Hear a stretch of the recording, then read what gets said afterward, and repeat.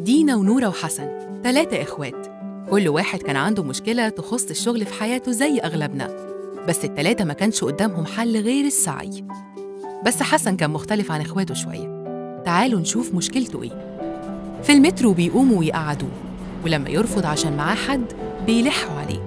في الميكروباص أو الشارع بتكون ليه الأولوية، وبيسمع الناس بتوشوش بعضها وبتقول معلش ده معاق ونستحمله.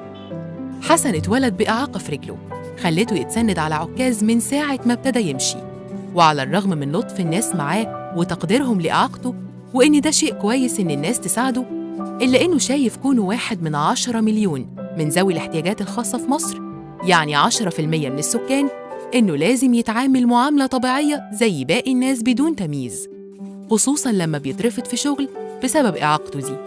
حسن كان نفسه يساعد إخواته دينا ونورة، بس على الرغم من إن القانون بيفرض على أصحاب الأعمال إن يكون 5% من العمال من ذوي الإعاقة، إلا إنهم لسه بيتجنبوا تشغيلهم.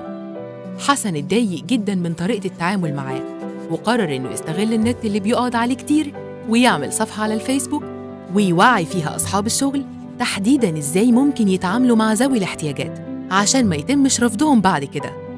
حسن كتب على الصفحة إزاي ممكن يتم تشغيل ذوي الإعاقة، فاقترح إنه لازم يزيد وعي المجتمع بطبيعة الإعاقات وتنوعها، وإنها ما بتشكلش عائق كبير للي عايز يشتغل، وشجع أصحاب الإعاقة إنهم يبدأوا مشروعات خاصة زي ما هو فكر. بس قبل ما يبدأ المشروع بتاعه كان محتاج تيسير في التمويل والتدريب والتسويق.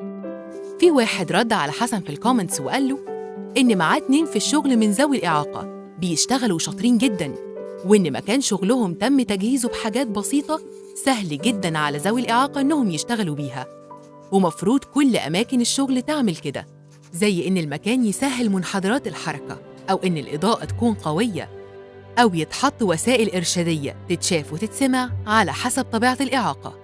ده غير التجهيزات التقنية وتدريب الكل إنهم يشتغلوا مع بعض من غير تمييز.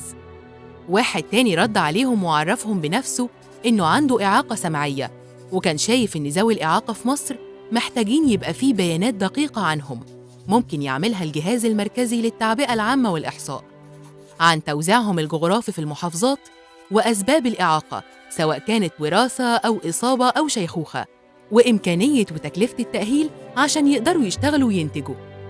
حسن لقى التفاعل على صفحته بيزيد وبتنتشر أكتر، مش بس من ذوي الإعاقة، لأ ده كمان من ناس عادية بتدعمهم في تشغيلهم ودمجهم في المجتمع. بعد ما حسن حس إن الصفحة اللي عملها والمناقشات اللي عليها ابتدت تنتشر والناس تعرفها، اتمنى إن وعي الناس يتغير شوية، خصوصاً في موضوع الشغل، واتحمس من جديد إنه ينزل يقدم في وظيفة تانية وتالتة لحد ما يلاقي حاجة تناسبه.